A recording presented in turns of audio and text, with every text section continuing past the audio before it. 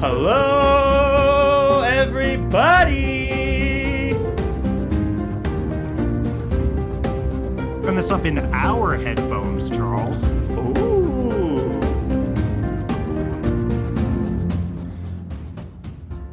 Hello, everybody, one and all. Welcome to yet another very exciting episode of the Friends Talking Fantasy Podcast. My name is Charles, and with me today, as always, is my lifelong friend and co-host, Dylan. I'm ready to talk some fantasy with my friends, Charles. Yes, we use the plural friends yet again because with us today, we are proud to announce that we have Sam from the Book in Hand blog here with us today. Sam, thank you so much for being on the show. We're super happy to have you on. You guys, I'm really happy to be on. So hello to everyone listening. And yeah, it's going to be fun to be talking fantasy with friends. Well said. We are talking Shadow of the Gods today by John Gwynne. It's been so much buzz around this release about this book. John Gwynne has been recommended to us many times. And then there's also the excitement of meeting Sam face to face here through the screen outside of Twitter. So two very exciting energies colliding in this episode. Can't wait to get started. But before we do, Sam, would you do us the honor of introducing yourself to all the listeners and letting us know more about you and the awesome blog and Twitter shenanigans you have going on? Oh, yeah. Okay, so obviously you introduced me. I am Sam. I've been blogging at the Book in Hand for just over a year. Yeah, it will have been a year because I had to renew my payment plan this week. So, oh boy. I focus mainly on fantasy. I read a bit of sci-fi, but always end up stepping back into fantasy because I'm not a huge lover, but world building's not my biggest jam, and sci-fi has a lot of world building in it. But yeah, Twitter, Instagram, dabble in Pinterest, but that's more just me taking pictures of crazy character art and concept art. Guys, definitely check out Sam's blog, and her Twitter page is awesome. That's where we've gotten to know each other, and it's been a lot of fun. Yes, Sam is my Twitter idol. I have modeled myself in Sam's Twitter image in a lot of ways. So I'm like all the GIFs and stuff. If you follow us on Twitter, that was Sam's influence on me, and I have such an awesome time engaging with Sam on Twitter. And now I'm having an awesome time talking to her on the screen. So it's so cool. Go follow her. Go read her reviews. They're awesome. Read a review on the Shadow of the Gods, and it's just it's such an honor having you on here, Sam. God, you're gonna make me blush. Well, no one can see it. It'll be okay. So let's get into it here. Shadow of the Gods. To tell all of our listeners, we are going to do a spoiler-free segment in the beginning. Just share our initial thoughts for all of you who are maybe on the fence about reading it, get some hot takes, and then we will announce a spoilers segment where we'll get into themes and characters and moments and all of that. But first, we have Shadow of the Gods by John Gwynne. Dylan, this is a series this is an author, I would say, that has been recommended to us countless times. Both Malice and Shadow of the Gods are two books that we get recommended a lot. But this is the first book in his new series. It came out earlier this month. It is an epic Norse-inspired series of blood and vengeance, which is the pitch on the back of the book. Yes. And it's a little scary when you see all of the hype for a book by an author that you've never read, and you're like, there's this part of you that's like, oh God, can this live up to the hype? And I was seeing things like, I read Sam's review on Shadow of the Gods, and I feel like Sam and I have similar. Sam was part of the hype for sure. Yes, for sure. Yeah. And hype. It's literally before I'd even read the book. I was like, this is going to be one of my top 10 books. I've not even read it yet, and I'm already aware it's going to be in my top 10. So I started seeing stuff like this all over the place. I've never read anything by John Gwynne. I'm like, what is going on here? And I, of course, ridiculously excited, but just a little bit nervous too about like, what am I gonna think of this? Can it live up to the hype? It totally does. It's like what the amazing is like with that much hype for me to live up to it is unbelievable. And I feel like I'm like really in my like my feelings about my passion for this book and for John Gwynne's work now. And I'm wanting to go back because I'm like, I feel like John Gwynne's work here represents like where I want fantasy to go. And I'm so passionate about this genre. And like we talk about for hours and hours every week. We talk about the old school stuff like the Lord of the Rings, and we talk about the newer stuff like, you know, we're trying to catch up with our read of Joe Abercrombie's work in Time for the Wisdom of Crowds and these like more grimdark things. And then I feel like what John Gwynne does is find this unbelievable balance of these like old school mysticism, world building kind of things that people love about the Lord of the Rings and stuff like that, which you don't want to lose from fantasy. That's a key part of it, with bringing it into this more modern, like morally gray characters and complex stories, and everyone thinks they're the hero of their own story in it, every character, and everyone's just trying to make sense of this dark, gritty world.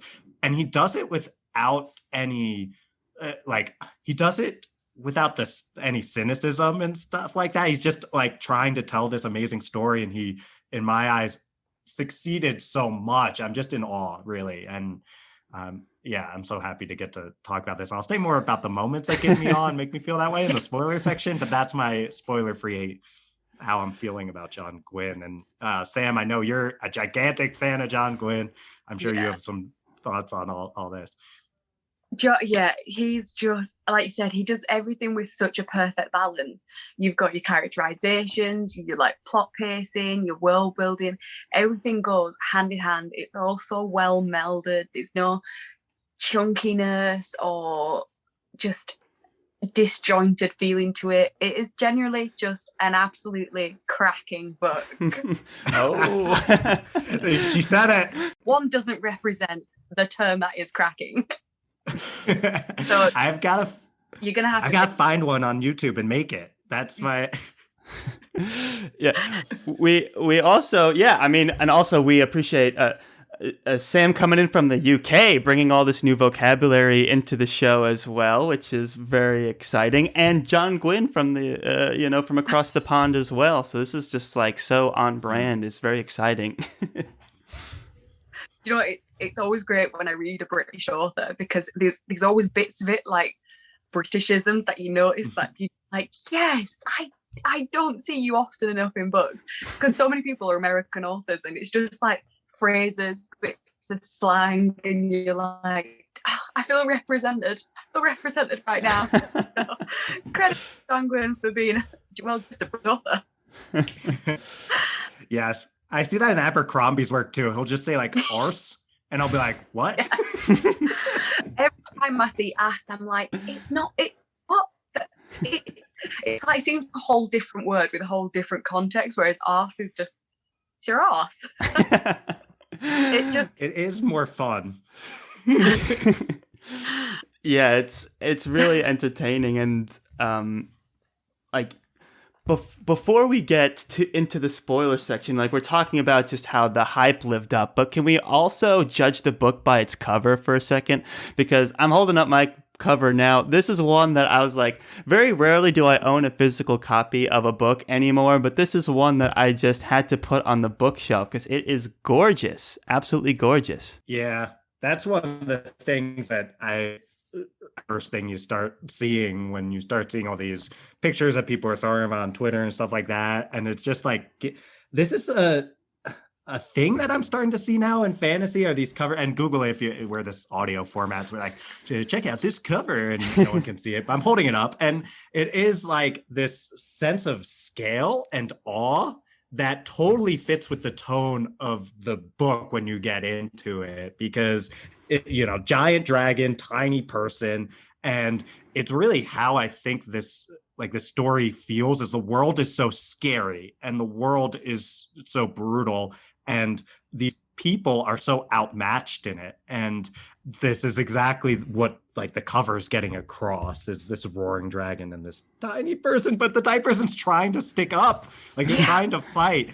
And I feel like that's the amazing thing about Gwynne's character, and part of what I mean with the like it's not cynical, is like these people are really trying, and it's just such a hard world for them. So I love the cover and what it says about the book. Yeah, I feel like a book cover is literally your start to your journey as a reader. So when it looks as good as what this one is, like you said, it is a huge dragon, like not just a little dragon head, it is literally massive. And yeah, there's just some poor guy stood on a rock who's just not going to survive. From John Gwynne, past, present, there is always some sad moments. Oh man, that's awesome. So before we kick it off into the spoiler section, it sounds like we all recommend this book with glowing colors, but is there a kind of reader where if they described things, like what things would they say that they liked that you would go, oh, then you have to read Shadow of the Gods right now? Sam, I know you've read a lot of John Gwynne. Fantasy novels. I'm saying if they say they like fantasy novels, like, and that's the thing I think is so about John Gwynne's work, is that he does, in my opinion, very well. At least there are things that stick out, and if you're like a huge fan of fight scenes and battles and dramatic viewing fights, I think that particularly sticks out in Gwynne's work. No, like you said, if you was to recommend any kind of thing, you would just recommend fantasy, because he does it perfectly. And action thing that he does incredibly well is reacting as well. You see the finer details in his action sequences where you just like, oh, I know you've stood in a shield wall, I know how weak your arm must feel. It's all there, and you can see it in every essence of his writing. Well said, Sam. Your doggo's all excited about John Gwynne's work too, and so we're on board. And now is the time in the show, everybody, where we are going to get into spoilers. So if you haven't read Shadow of the Gods by John Gwynne yet, I know, Dylan, you want to get into your warnings here. This is usually your forte. Oh, yeah. So if you haven't yet read The Shadow of the Gods and you don't want this spoiled for you, then we are about to get in the spoiler portion. So now's a good time to turn this down in your headphones. And time to pick the book up. Come on. Pick it up, give it a shot, and then come back, because we're about to get into some hot takes over here on the Friends Talking Fantasy podcast with our friend Sam. So guys, we are in it now. We are in the spoiler zone. Sam, I'd love to get some initial reactions, if you can remember them, back when you had first read this book. By the time you closed the last page here, you closed the cover, like what were some of your takeaway reactions to this story?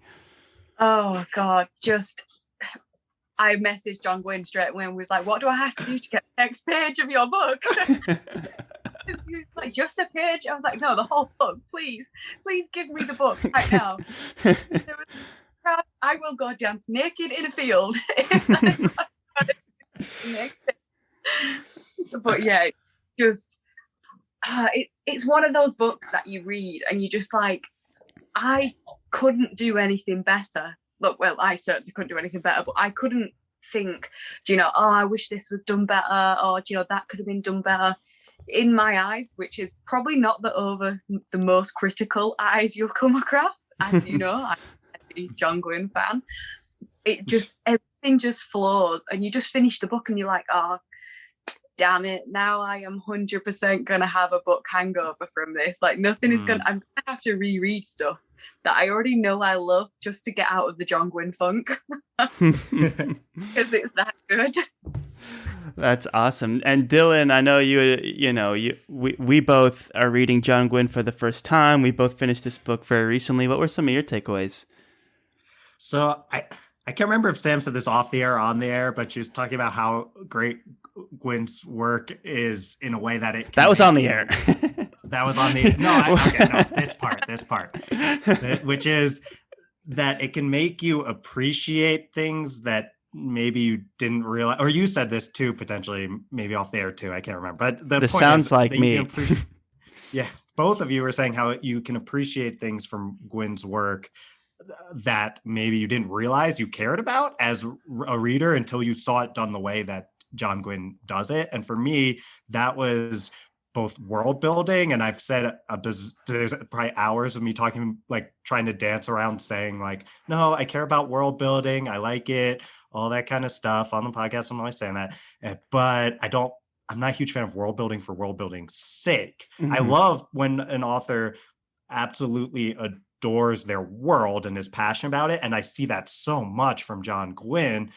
And he never loses sight of the fact that he's telling a story and that the world building is just part of the story he's telling. And he never loses track of that the story is about characters and that the characters live in and are influenced by this world that they're in and shaped by it. And just that, like, this synthesis of all of those things has made me be like, oh yes, like all that, the stuff I keep saying about like, oh no, like I love world building. It's like I do when it's done in this way. And he's like making me realize that. And I also am going to be frank that sometimes in battle scenes in a lot of books, I'll kind of be like, okay, like who wins though, and let's move on.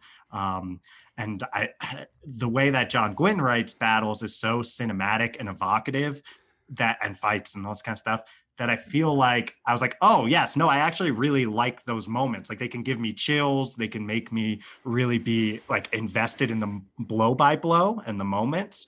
And I just, it's just when it's done by someone who has that deft hand. I have all sorts of quotes I want to get into from the battles where I was like, oh, that's so good. It's like a movie. But yes, that's kind of my impression, is that John Gwynne, I liked it so much that it's like changing my understanding of what I like in books and fantasy, or like that I can like those things a lot. That's the world building and the fights. 100% the same on that front. He's created such a different and refined way of world building, one which, like I said, is in case with his own care and love for the genre, the history, like all of that. And it just reads in everything that he does. Like, I think right at the beginning there's I think it's a depiction of some reindeers about when they're with Brecker, and I'm just like, you've even managed to infuse your theme of like family protection and strong lead in one paragraph about bloody reindeers. It's just done so well, but it's all you know from the heart of it. It's a story. He's telling you a story. He's not trying to give you, oh, look at all this research I've done and how knowledgeable I am on Norse mythology. He's just, this is what's relevant to my story. This is going to be what I want to show you, and it's going to pack the punch that I need it to. His skill at condensing down what I imagine is a hugely impressive knowledge of this into what we actually need as a reader is amazing, like outstanding. So many words don't even describe the skill that goes that. Like you said, he's created almost like a new way to world build. And it's kind of going, I kind of want that in every book now. Like, Yeah. No, you're touching on something really great, and something that to me was quintessential in my experience of reading this book, because I always thought of it as, okay, it was like on a spectrum of like, how descriptive are you in the settings and like the world building and things like that. And there's a point where it becomes like too descriptive. It's like, okay, now this book you're just writing because you wanted to describe a Norse world and show off all the like things you know about Norse battle armor and things like that. But like that, my opinion of that changed in a way, because it's like you said, so much of it is just built naturally into what they're doing. It's almost like the culture of these characters, and it gives you insight into their story. It's like, yes, we're getting a description of the different materials going into making a shield and like the different rimming around the edges of the shield and their different purposes, but it's built into the culture of this character that's like a fish out of water trying to train to be a mercenary, and he's actually making mistakes with his shield, and it's causing him to get injured in training and things like that. So it all works together in a way that I find so creative and clever, and it's a way to kind of bring more world building into the narrative without feeling like we are, putting the story to the side for a moment to get to it. And that to me was one of the greatest achievements of this book. And that brings me to something that I wanted to bring up. I had read an interview, another one of our friends, Beth Tabler from the Before We Go blog, of which Dylan is a contributor. She got to interview John Gwynne recently, and they actually got into talking about the research that went into this book. And John Gwynne did admit that he did a ton of research into like Vikings and North mythology and North way of life. And we know that he's like a reenactor, and he's like been in a shield wall and things like that. And I just wanted to get a sense, Sam, like at what point do you think doing research, historical research, services like a fantasy story, and particularly, I guess, in servicing the story of the Shadow of the Gods? I think for me, it's like the finer details. Like, so I went to York before the 3 lockdowns we've had now.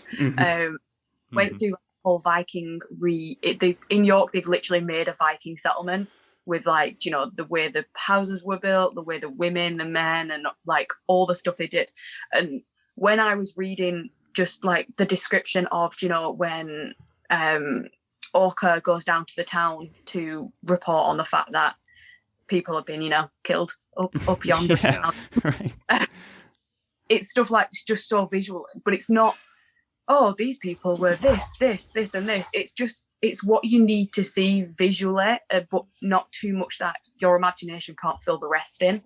And it just adds to so much of it, because you can imagine them walking through the town, going about the business, and this big duel that happens, you see it flowing naturally. It's not just, look at this is what the towns look like. It's totally irrelevant to the story, but here it is. It's like, don't need that. And he just knows how to pick, like you said, the relevant research and actually give it to the reader for a story, not for look at my vast knowledge. It's everything that's into it and put into it is purely there for that scene, that moment, that conversation, whatever is happening in that moment. And it's just done so well. Yeah, that's so well said, Sam. I would imagine that there's some sort of urge, if you're doing all of this research, that like you want to feel like your time isn't wasted. So you're like, now I know this thing and I spent 3 hours on it, and I want to have that in my story. And that's a very natural human urge to want your time to be worth it. And then I think that there's probably a lot of like balance of that where you're like, okay, well, does this help tell the story though? And I feel like that's probably something that the authors who are doing research in these settings are always balancing. And I think I don't know John Gwynne besides a few Twitter exchanges where he's been extremely kind. But I get the sense that he's extremely passionate about learning this for its own sake. And I think that like when you have that passion, it makes it so I bet there's all sorts of stuff he learned that he just thinks is awesome and is like, oh, great, I'm glad I learned that. And then he's using that knowledge and that passion for when he's writing the book and being like, oh, that part that was really cool makes sense here. And if that's what it feels like, rather than like, oh, I have to justify all this time I put into research, it's like, I loved that research and I'm passionate about this stuff. Oh, and that part's cool here. It's like, that's what it reads like to me. 100%. Like that's probably the perfect description of the way I feel like his research comes across. Like he clearly has a love for it already, And it's like I said, he's not trying to force in all the other elements because he's had to learn it. Like, he actively enjoys learning it. So he's not like, oh, I've not learned this for any point other than the book. Like, no, he reenacts, he does it with his son. Yeah. He clearly loves it. So it's not a burden or a chore for him. It's just another added benefit to writing such an epic story in such an epic setting. So no, I agree completely. For me, one of my common hang-ups when reading fantasy is when I can tell that an author can't kind of reel in their enthusiasm enough for the research that they do for a book, or the knowledge that they have about certain aspects of civilization or warfare or things like that. And some people read fantasy specifically for that, so I never knock it for that, but I'm like, oh, that's that kind of fantasy that doesn't pull me in as much. But when you have these moments when a character like Varg walks into the mead hall and is getting served porridge and they're putting honey in it and he's like salivating, it's like, first of all, you get the culture of this band of people, and it is kind of a found family thing, and they're sharing a meal together, and there is something in that that's authentic about that moment. And then also Varg being like someone who's basically a slave before this and has never eating that well before. So between those things, it elevates all of these research moments that we're getting and all of these descriptions and these details. And to me, that's what it caused me to appreciate something that I would normally kind of be like, yeah, it's not for me in fantasy. But I'm like, oh, I actually appreciate it in these applications because I'm actually getting a sense of this community and this culture and this character in these moments. Totally agree, Charles. And I think that fusion of world building with character and relationship, I just love that so much. And there's a quote I really love.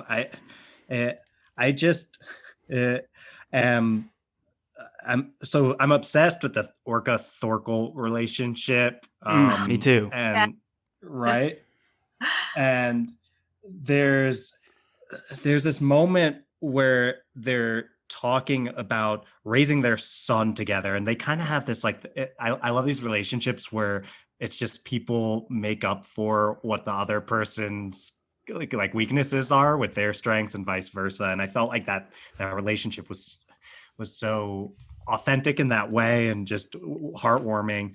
And they're talking about their kiddo, and Orca says, "You are too soft on him." And Thorkel says, "Or maybe it is that you are too hard on him." And Orca replies with, "It is a hard world, and we will not always be here to protect him from it." And it's that moment where it's like, yes, because when we are in this world, it is just so dangerous. There's all these moments where just really almost abruptly, but not in a storytelling way, but in a like, that's what this world's like. It's just at any moment you can have a freaking serpent or a troll or whatever attack you. And they're living in this world and trying to raise a child in it. And it's like, you want to be kind to your child and supportive. Like Thorkel is really trying to be a nurturing. And then you want to also be like Orca, who's like, no, like this, he could be walking around later and a freaking serpent could attack him. And I want him to be prepared for that. And you're just like, you're both right. And the reason you're both right is because of the like way this world has shaped both of you and the way you're trying to relate to each other in it. And it's like, that's the thing. It's all wrapped together. And that's the balance of John Gwynne's work, I think. I think because he's such a family-driven man, like you said, I also only know him from his social media interactions, but everything about him screams family, screams close relationships. And literally you can see it in his writing. Like I think the moment I open this book, you obviously see his like, what's the word? Can't think what it's called now. Like it's not that. I'm just going to read what the bloody phrase is. And it's for Caroline, my love, my heart, my everything always. Oh. The dedication. The dedication, yeah. Got it. Yes.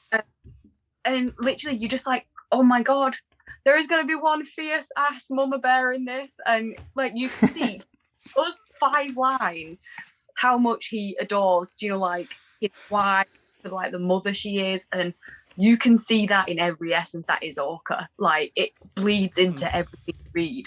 Like you said, from the balance of her being too hard, him being too soft, And it's like right at the beginning, they're going about killing the reindeer, but the wolf like scares it off. And the dad, Thorkel's there going, oh yeah, but you did really well. Do you know the wolf was the reason you didn't get it? And she's just there going, yeah, you did a good throw, kid. But now we're gonna starve.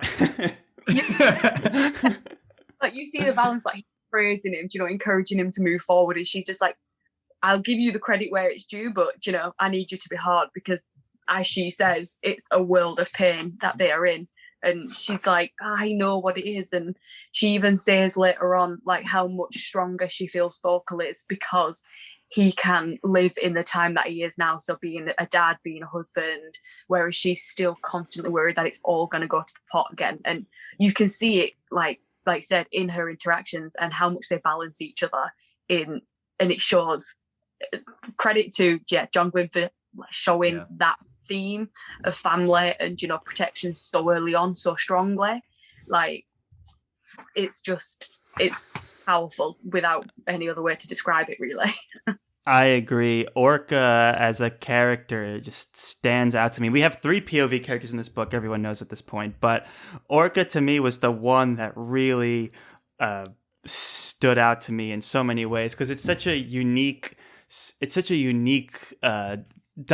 relationship dynamic at the beginning of this book, because they are just a family trying to exist outside of conflict and crazy monsters and politics and things like that. And they have their cute little home and they're making porridge that like goes, and like they're cooking meat and it goes through the smoke hole in the ceiling, and you're like, wow, okay, they really built a nice home for themselves here. They have like their little steading, they call it, and they get the fencing up and the wards and all of that and the creatures that help them, and you get this, you get the sense that that help them, right?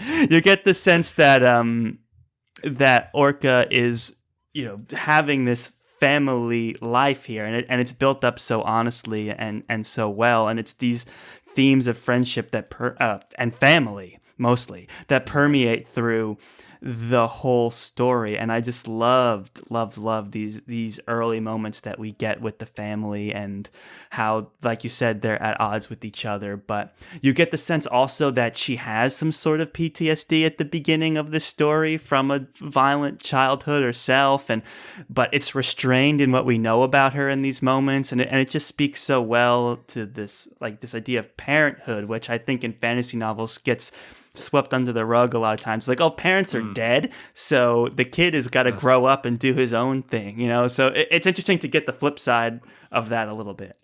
Yeah, she's, like you said, Orca is definitely a standout. But each POV in this book is so different. Like, you've got Elvar, who is literally gasping for battle fame, trying to get it at every opportunity she can. And if the fight isn't big enough, she's like, well, we're over too quickly. Where's my fame in that? Whereas Orca's just there like, girl, been there, done that. I have my family now. Yeah. I have a healthy respect for the world I live in, but I am not going to take it for granted. And then you've got Varg, who's kind of a bit of a both of them. Like, he's had a rough life, been in the fighting pits, he's been a thrall, and now he's got his motivation to do the call for his sister, and that then drives his whole story and plot. And they're all so distinct, but carry with themselves a really unique character and perspective and motivations in the whole plot as it is. No, I agree, and I love how each character represents this different take on family. Like you mentioned, Elvar, she's chasing her battle fame, and there's so many moments where she's had this debate about blood versus her comrades, basically, and she's like, yeah, well, blood, you don't get to choose. You're born into it. It doesn't really mean anything. These are the people I choose, and these are the people that would fight for me and die beside me, and that's like where I find family and purpose. And then Varg is like, okay, can I pursue my relentless goal to get to find out what happened to my sister, but can I be happy along the way? And am I like finding family now while I'm doing that? And it's really interesting to see how these different pursuits balance against their air quote family dynamics. I think it's really interesting. That was literally one of like my favorite bits of Varg. His constant, like whether or not he's allowed to be happy. Like he's obviously making friends with Torvik, Vic, and all of them, and then he's just like, no, but I can't. And he puts himself down again to be like, no, I have my aim, I have my mission, and it's his whole arc through that is just, it's such a great one, because that literally is an element of grief that you will come through if you're trying to do something for a lost one. You're like, do I deserve on top of when they don't, when they haven't got it anymore? And it's such, sometimes it can be quite annoying when you're reading stuff like that, because you're like, oh my god, get a grip, yeah hard, but you get to a point where you're like, no, like I get it, as Rocket says in Guardians of the Galaxy, we all got dead people. Like move on. But he does such a good balance in doing that constant battle internally with himself, and that was actually really, really, really fun to read. At least for me, it was just going through it with him. I agree with that. I mean, and you know what stuck out to me right away about Varg, as just like the way that John Gwynne wrote Varg, was that I felt at first he was being set up to be this like ridiculously competent person who's amazing at everything, and like maybe I've been reading The Wheel of Time too much, because there's so many characters that Robert Jordan writes that way. I was like, they don't have the experience necessarily yet to be that way, but they just are, and they like get into these fights with people that like you'd think would be better than them in The Wheel of Time. And then they just beat them, and you're supposed to be like, wow, aren't you amazing? And it's like, okay. Like, I like to see people who like earn it and go through tough things and all this kind of stuff. And Varg has the proactivity and the initiative to be like doing the same things that some of these Wheel of Time characters would do, like take on the half troll, but he just gets his ass kicked. And I mean, he does well, he bites it. That was fun or interesting, at least. Like, he works his ass off and just anything he can do, but you can't beat the half troll. That's okay. And that was a big moment for me where I was like, oh, what Gwynne is writing here is a little bit different. It's like this is a guy who's going to have to earn his place here and not just have things come easy to him. And when characters go through that kind of struggle, that's when I build all that empathy for them that y'all are talking about. That makes it, like Sam, you said, like sometimes it can be annoying. It's annoying when you can't like empathize with their plight because everything they do just falls in their laps. It's like, Varg works his ass off to try to do things, and then sometimes it doesn't work, and it's like so much easier to see why he's had such a hard life when that's happening to him despite him trying his best. And I love that they call him No Sense. Like, why would you do that? It's like what's his name? He's like just Varg. It's like no shield, no sense. Varg, no sense. Yeah, fighting half troll, and you just like they think you're a tool right now. Yeah, and his first taste of battle with the Bloodsworn, he forgets to unsheath his spear. His helmet's not on quite right. He's in front of the shield wall. He like jumps on this guy's horse. It continues to be part of his character where he's very brave and physically very capable, but he lacks the experience and the training, and he doesn't understand the culture yet of the Bloodsworn. And it's so funny to watch him like learn all of these things, and it's in such honest moments throughout these battles that we get that. And that's part of the world building. I'm sure maybe John Gwynne went off to do one of his reenactments once and was like, man, it's kind of hard to like strap this helmet on once they start charging, like maybe I should have a character fuss around with the harnesses once in a while, because that's all you're doing in battle, complaining about how heavy your weapon is and fussing with the straps, so it's those things in Varg No Sense that I really enjoyed about his character. Yeah, Varg. It's great though, because like you said, the people around him were like, I mean, credit where it's due. You pulled that off. You're an idiot. Like, why would you do that? So it's not like the rest of the characters around him are like encouraging it. They're like, no. It's like, you're literally, gonna kill yourself if you keep pulling that stuff. Yeah. And it's such a fine balance, because it takes away that instantly competent great person, but kind of gives you a little feel of it, like, oh no, he did pull that off, but pretty much got called out for it by all his friends. Yes. Sam, you're helping me realize something I like about Varg here, or like put words to it better, which is that the world treats him in the way that we as readers like think it would make sense to treat, because it's like you start seeing him as this guy. It's like, dude, why are you doing that? Like, you're just going for it. Like, you're gonna get your butt kicked, man. Like, and other people are, but you do have this part, like you're saying, Sam, this like but good on you. Like, you tried to bite him, like you tried to, like, you really went for it. And there's something I respect about that. And then everyone else treats him that way, and you feel validated as a reader because you're like, yeah, that's what he's like. And I think sometimes where I can get frustrated with characters is when the world doesn't treat them the way that they like, that you think the world would treat them. And I think that's, like, again, this balance of world building, like the environment, the people around him, they all, and just Gwynne's work is like everything around them makes sense with what they are doing as characters, and vice versa. Yeah, I like the name No Sense too, because it's kind of endearing in a lot of ways amongst their group and the Bloodsworn, but it's also like, we should probably get you trained and get you armor and like all these other things so that you will actually stick around with us for a little while longer. So that really, we mentioned Elvar a little bit at the beginning, but I feel like this is the last character that we really need to dive into. And Elvar almost has the opposite philosophy of family to Orca, because for Elvar, she's all about the found family, and she's all about chasing the battle fame, as you had mentioned, Sam. And what I thought was super interesting about her character was how restrained John Gwynne was with the reveal that she is royalty. And I just thought that was brilliant. I think that was so well timed, because I feel like you take a little bit longer to get to know Elvar. Like, you've got Varg straight off the bat, and you're like, okay, bit of a comic, the people around you're going to give me a bit of the humor in my book.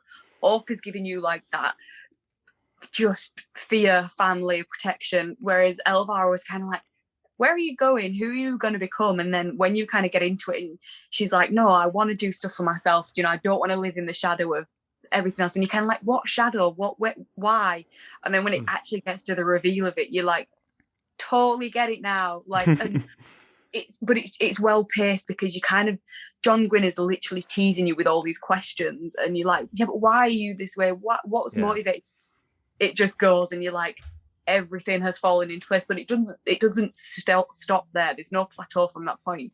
You then understand her that much more, and are so much more invested in her character. Like, John Gwynne is literally like the master emotional manipulator. Like, within pages of his characters, you already love them. Like, I think I was all for Grend. Like, I think I saw his name like twice, and I was like, I love Grend. Grend, my dude. I want Grend. Like, yeah, Grend is awesome. All you see him at the beginning is his like overshadowing of Elvar, and you're like, dude, let up. But then you're like, no, good old, grufty warrior protecting someone. You're like, I am here for that, like, battle. Yeah. I totally agree, Sam. And Elvar actually is the character that I would say most resonates for me as a person.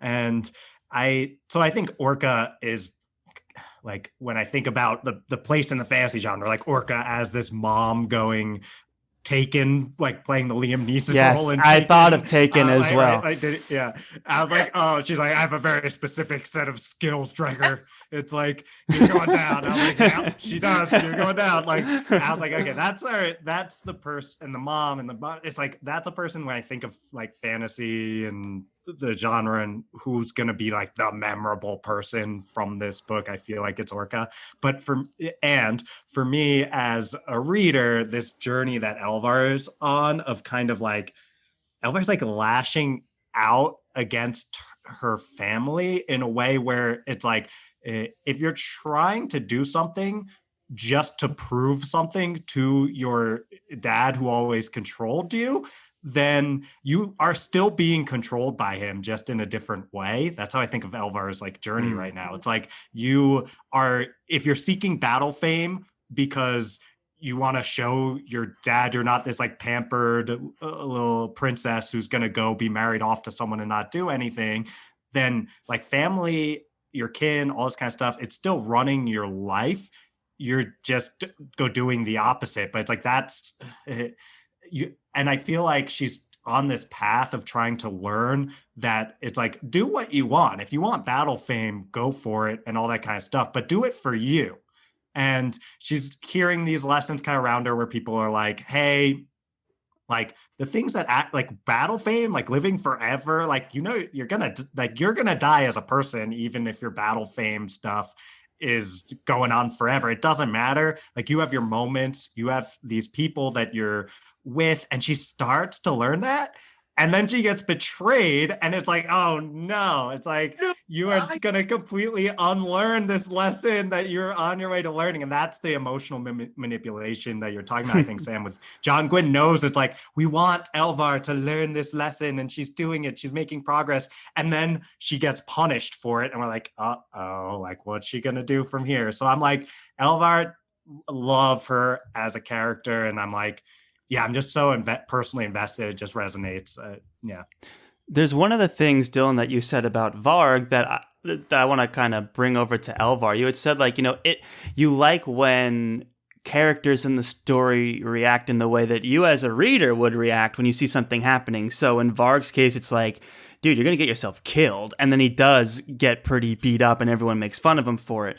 What I really loved in these early scenes with Elvar, where she's joking around with her comrades and she's like, oh, wouldn't it be so horrible if I was just up in a tower and having babies? And they're like, that sounds like a pretty sweet gig to me. I don't know. And she's like, that's the trope. And you're like, yeah. Like, you know, you don't want just to be like, a wife and then nothing else. You know, just a princess stuck in a tower. But everyone's like, we're like, you know, living pretty hard lives here. I can see the upside to that kind of treatment. And she's like, people keep telling her that, and she's still like, yeah, but you know, we're chasing glory, right? That's what we're all here for, you know? So, and some of them are like, I guess, not really. And so it's kind of funny to see how the world reacts to these tropes that we've gotten in fantasy so many times. I really appreciate it where it's like, that actually sounds like a pretty sweet gig, not gonna lie. Like, you know, there's nothing wrong with that path. And I think that's very true. My reading experience is like, yeah, that sounds like a better life than any of these POV characters we've seen so far. So I just love that kind of duality to Elvar's character of like, we do get these moments where it is suggested that, hey, you know, it's not so bad. It's not like evil to be married off to somebody, you know? So. Yeah. It's like when everyone says, would you survive in your current book? And I'm like, no. It's like, if I was at home, you know, married, breeding, I'd probably be alive right now. Yes. Not facing jumping in seas and, you know, tackling sea dragons and being eaten alive by worms. Like, I'm not surviving in that world. But if I'm in a castle, you know, got a couple of people around me, a few sprogs walking around, I'm down for that. Yeah. Exactly. Sam. I literally got tagged in one of those from Masquerade. Shout out Masquerades. And while I was reading this, and I was like, I can be a little long-winded, as people probably know by now, but I was like, what do I have to say here? I'm like, the Shadow of the Gods, like, is like, and it's like what are you reading? And would you survive? It's like the Shadow of the Gods, and let's be honest, no. Like, but you're right in the sense of like, yeah, I mean, that it probably wouldn't happen to me as a man in this world. I don't think that happens much in Gwynne's world of being married off to someone or whatever. But honestly, like, I'd take that over being in the Bloodsworn. It's like, that sounds like a really tough life. But she is chasing glory for glory's sake, and this idea of like immortality or whatever. And it's like, wait, what are you even doing? But we chase achievement I know I do, like in our lives all the time, for some weird sense that that's going to give us gratification. When then the Elvar, I just want to, and that's the emotional manipulation thing is like, I want so badly for Elvar to learn the lessons of like, be present with the people around you, be in the moment, like that's all you really have. But then, yeah, what John Gwynne can do is give us reason to think that like they wouldn't learn this lesson if they try to, and then something terrible happens and the person they're trying with betrays them. It's like, so it's amazing. I love Elvar, and that's like the character arc I'm actually most interested in following personally, even though like, yeah, Orca as a character is just like, I think the most like complex and intriguing in all his cast, and unique, I guess, too. I think with the books, you always have a bit of all of them. So you have the one who you're like, oh my, I love you straight away. And then you have the one who's like, oh yeah, I can see where you're going with. But like you said with Elva, she's got such a level of growth, and you do see that through the book. And then she gets thrown every other curveball, and you're like, yeah, still after that battle fame. And like I said, John Gwynne does what John Gwynne does, and she's betrayed, she suffers losses, and by the end of it you're like, yeah, we're going to test how you resolve right now. How much you want what you're claiming to want. And I think with those ones, they're the ones that you put the most kind of subconscious investment in, because you see them grow, and it's almost in the background to the other characters, but then when it actually happens, you're like, oh my god, like you've been through so much. Like my level of respect has just gone up like tenfold because of everything you've been through. Right. So yeah, Sam, you're helping me again, like put better words to this. Orca's character is probably right now more complex, but her motivations are simple and understandable. Go save your son. Yes, go. We're all in. I feel like Elvar's motivations are like complicated, and she's really trying to work through that, and that's what I'm like gravitating toward, and subconsciously, like you said, because I wasn't able to really figure that out until you just brought it into my conscience. Awesome. Yeah, I mean, so much to get into with all these characters, but as we're approaching what could be maybe towards the back half of this episode here, Sam, I was wondering if there were any particular moments that we haven't discussed yet in this book that have stuck with you, that you maybe want to bring up and kind of react to, or certain elements of this book that you want to bring up that we haven't talked about already. Oh god, there's so many.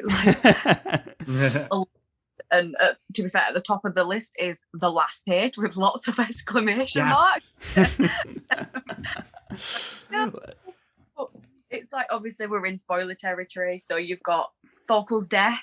Like, you don't. This is another thing that just shows how great John Gwynne's writing is. Like, you don't know Thorkel for that long.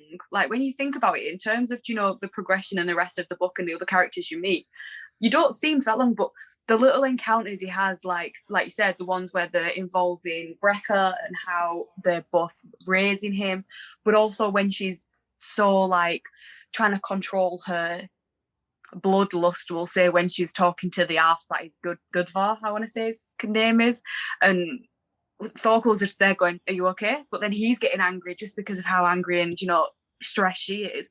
So then those little encounters that you kind of see and you're like, oh, that's cute.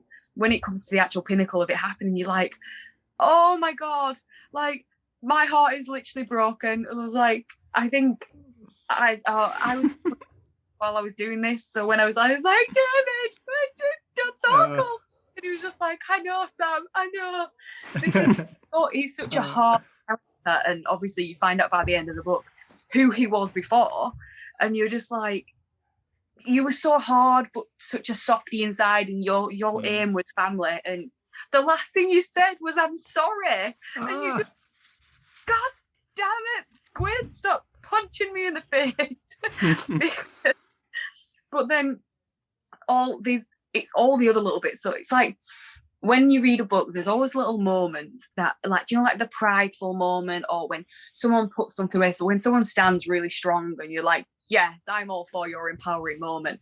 But it's like the little bits, like when Torvik says to Varg, it's like, you know, I'm a good hunter, so when you've done their call, I'll come and hunt the people who killed your sister. And I'm just like, you're just bonding all the time, and the relationships are building. Like, even with Orca and, is it Liff and Maud, the two brothers, whose dad died in the duel, their whole relationship, like, she literally doesn't want them there, and yet they ride through a town on bloody horses and save her. And you just like, there's so many bits that aren't like hugely epic, but for each individual storyline are just like moments where you're fist pumping the air.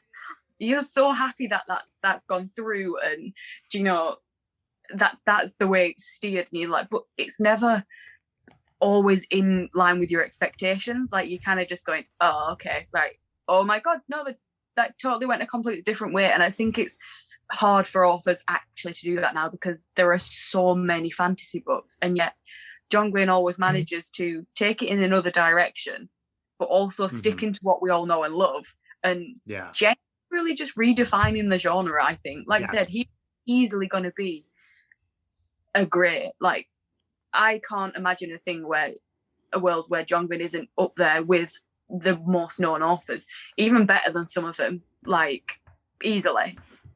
So, Sam, I think you nailed it with that, and that's how I see this too, is like that. You mentioned the moment where Thorkel says sorry as his last words, and to me, it's just this moment where that represents the place of the Shadow of the Gods in fantasy as kind of where I want to go. There's also the last, like, the dragon stuff at the end does that too, but we'll get into that. This sorry moment is like, it's not the perfect last words that if you were Thorkel you'd want to say, right? Like, it's not. So I think like Robert Jordan would have them, like, even while they're dying, and you know, we like the Wheel of Time and all that kind of stuff, but it has a different place, an earlier place in the context of fantasy, where last words were meant to be epic and meant to be this, like, let me tell you everything, and you'd kind of be sitting there. I mean, Lord of the Rings too. I tried to take the ring from Frodo. It's like, you are a beloved brother. I love you. It's like, oh, we love each other. And it's like, that's not life. Your last words are not necessarily going to be something meaningful, let alone like the perfect thing to have said. And then I think the pendulum started to swing the other way, and we get like, and I think I'm going to mention Joe Abercrombie, who's maybe my favorite author, and his work started to go in like the mid 2000s toward this like grimdark stuff, and he doesn't like that term anymore. He's moving toward this more balanced thing, I think, now. But he would have the last words be something like intentionally pointless for a lot of characters, to make the point that we were just talking about, of this like, hey, we're not, like, we don't get last words that are epic necessarily. They might just be something stupid.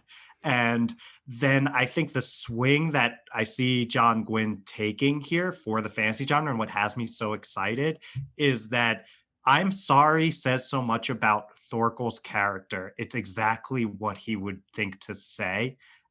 And it's not perfect, but it's him. And that's what I think your last words are most likely to be like, is not perfect, but you. And that, I don't know, Gwynne just finds that amazing balance, and it's like so emotional. And I knew Thorkel was going to die because I knew you had to unleash Orca, and he was the only thing keeping her restrained. But it still hit me so hard. It's like, yeah. So just so many props to John Gwynne, and I love what he's doing so much, and I love where he's going. And more things that make me feel that way, but that's where I'm at. Yeah. He's I feel like he's a step. I don't want to say a step ahead, everyone, because there are other absolutely incredible authors out there. But like, I have a list, if you will, and it's literally. Pardon me for saying, the guy could shit on paper and I'd read it. Like, I don't care. That guy is fantastic, and he and Anthony Ryan are pretty much on it with a few others, and just it's just everything you want and need in a fantasy. Like, it's so well balanced. You've got like your hugely epic scenes where Orca's, just saved the birds, and then she's steaming into a fortress, and it's just like, yeah, kill them all but one. And these little mentions where when she first meets Drecker, he's like, oh, so you're the one, you're his man, you're his woman, and she's like, yeah, where's my son? And they all carry with them the epicness that we love in the battles and the blood and gore, and yet everything else is then it has the humor afterwards when the two brothers are like, what on earth was your plan? It's like, kill them all but one. And they're like, yeah, great plan.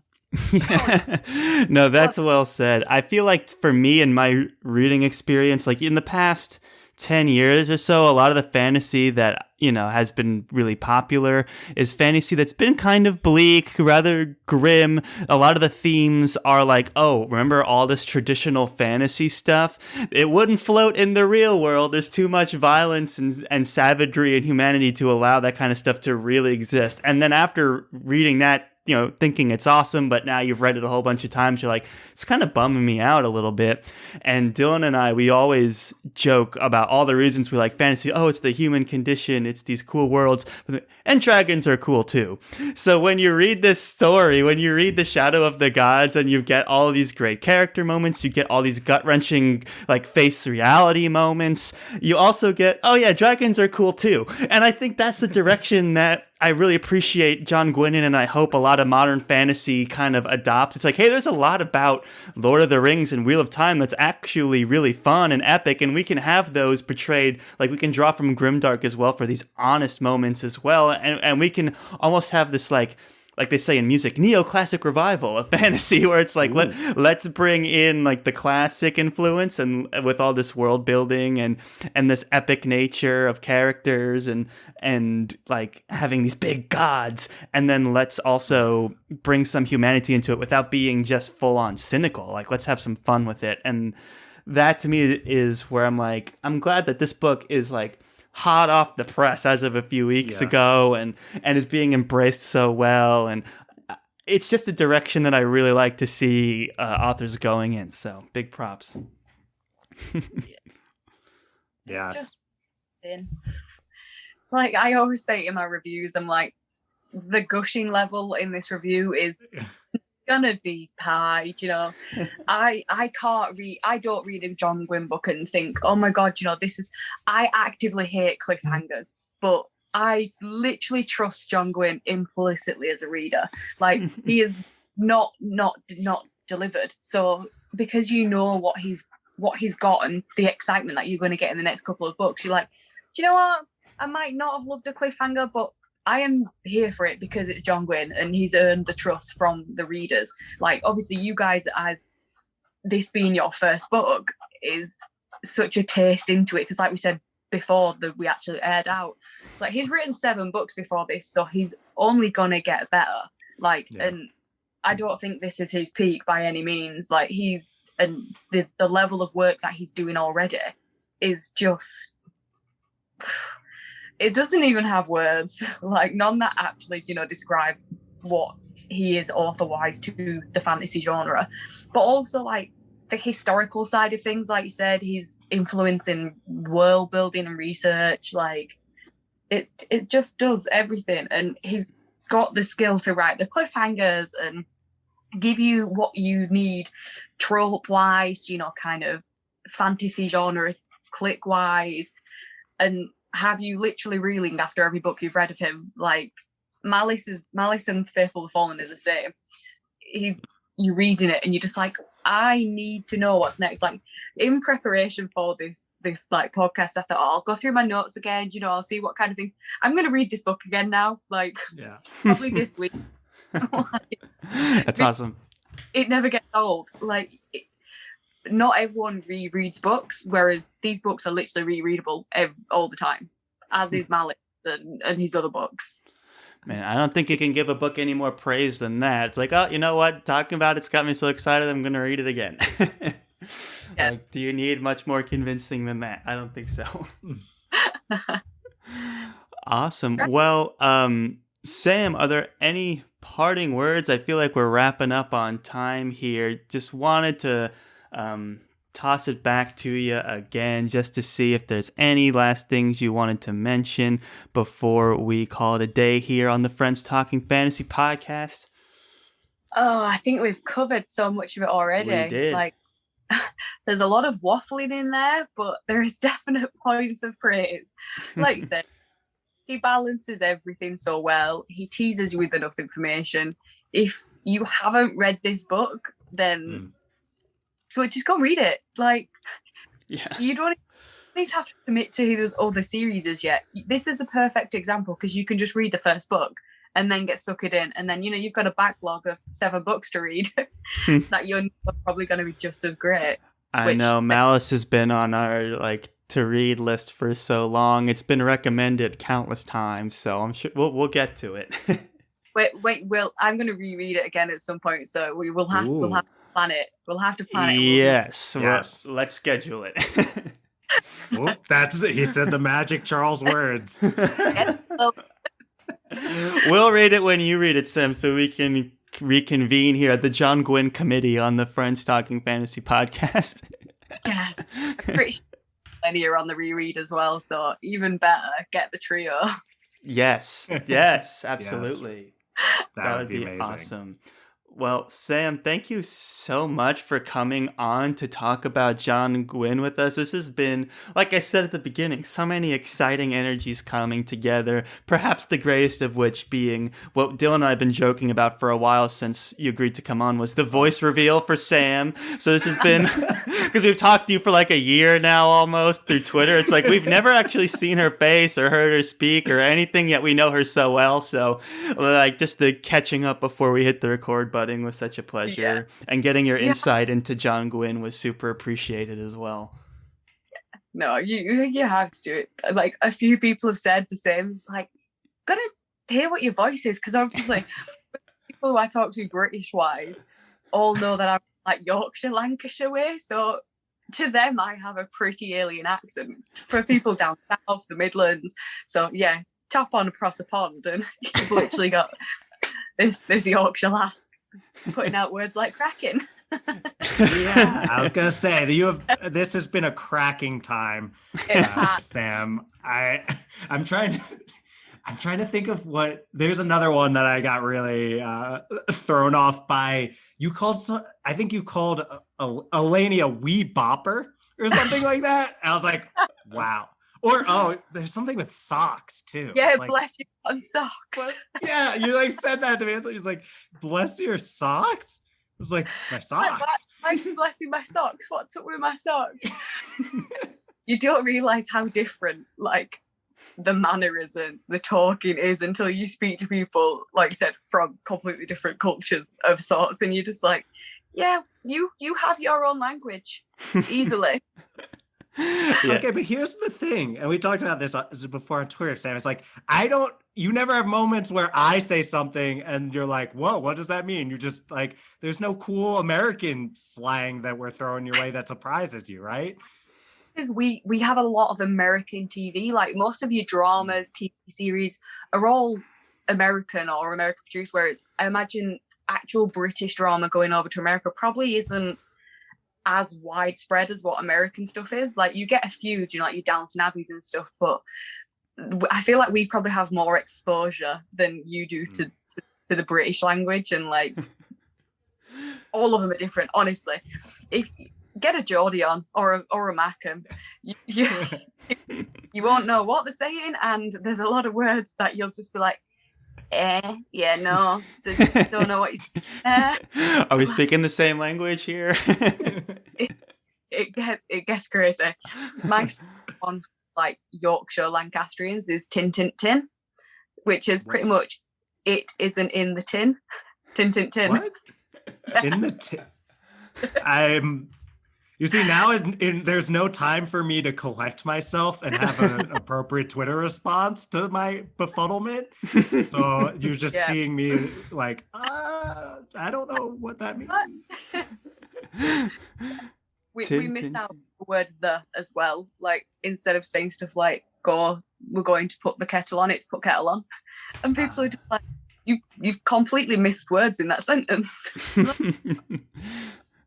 Okay, that's like a Pennsylvania thing. That I went to college in Pennsylvania, and they'll say so college will be like, I'm done homework. I'm like, with it? Are you done with it? It's like, but they don't do it where Charles and I are from in New York. They don't do that, but they'll say, I'm done dinner. It's like, what? Where are the words? You're literally missing stuff there. Yeah. But yeah, I definitely feel more exposure, so it's less shocking to us. But when it comes to you guys, it's like, what? That depends. What does that even cover? It's so awesome and lived up to our hype, which is very exciting. And who knows, maybe we'll get a John Gwynne adaptation some days, and we can get deep into the English accents on that level as well. Abercrombie too. Yes, Abercrombie. I could definitely see like juxtaposing like some real proper English accent against some of the craziness that comes out of those characters' mouths. I think that'd be so funny. Yes. See, we've got the podcast now, just Britishisms. Yeah. Yeah, Britishisms and fantasy. You're our UK expert. Yes, our UK consultant. Our UK culture consultant. Yes. Yeah. It's like, so we had this word arse in here. Like, what are we dealing with?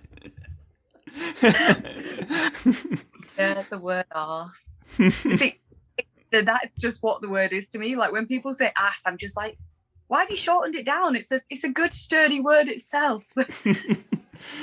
It is better. I do think arse, because it's like, it's a little stronger. And if you're trying to make a point, like if you're calling someone an ass, it's like, it doesn't hit as hard as back. You're an arse. The donkey. Literally, an ass it's is true. An arse is, yeah, you are such an arse. Whereas it's almost comical when an ass. Like you're not getting the gravity of what I'm calling you here, guys. Like, so, I don't think you understand the level to which I'm trying to insult you right now. like water off a duck's back. Oh my gosh, guys, thank you all so much for listening. This has been awesome.